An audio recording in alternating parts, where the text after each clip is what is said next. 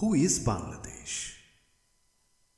Is she the sitar of Ravishankar, wrapping hearts with rain-drenched strings of water, as Ali Akbar with closed eyes pulling those strings in Sarod?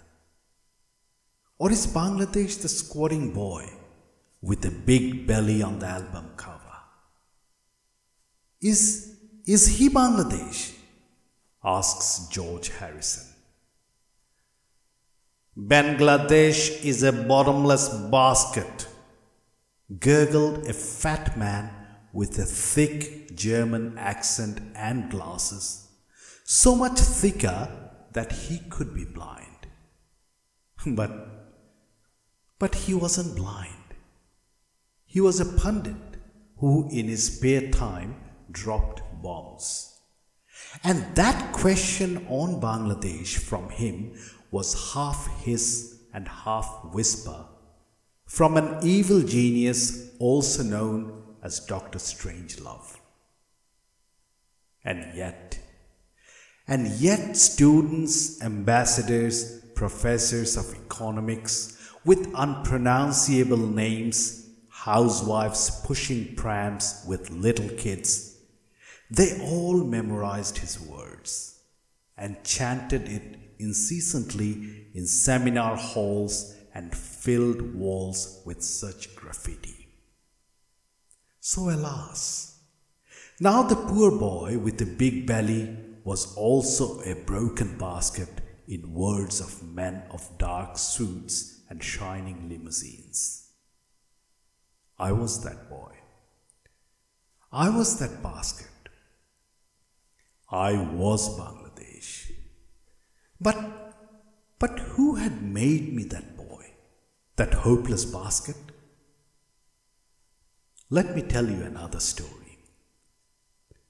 In gushing winds of March, when dry leaves flew from rural hamlets to open fields, waiting for the yellow dazzle of mustard, when the flowers of mangoes brought spring madness to Rabindranath, the boys from the land of 5 rivers came to play.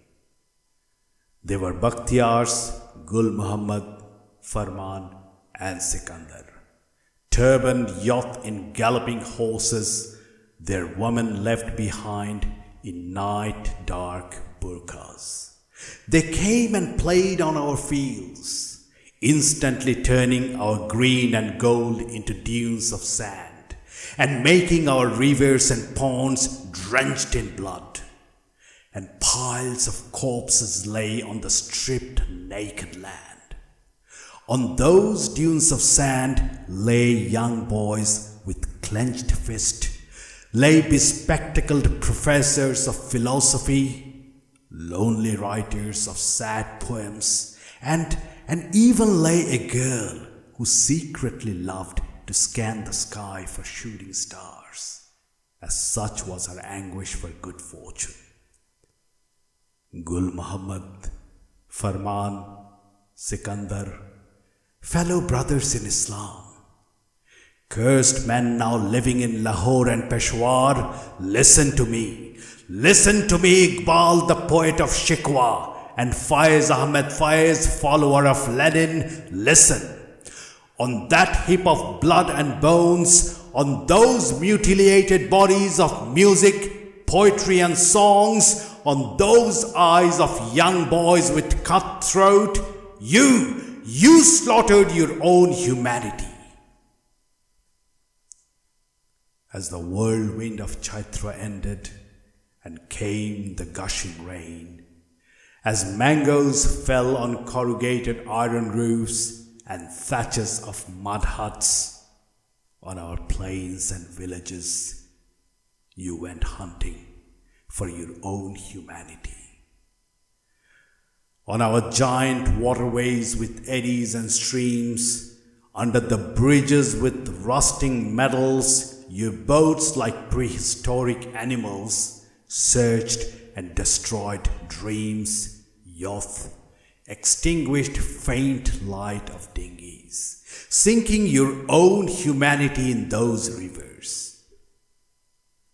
And like a silver fish of shining dream from a previous life, like a rainbow of tomorrow from sweeping currents of Padma, there rose a giant crane out of blood-drenched waters. I am that crane, a dream come alive from million deaths, a dream beyond the name-calling of the basket, the hunger of that boy on that album. I rise out of the ashes of savagery of men into a blue space of history. And behold, I keep flying on and on and on.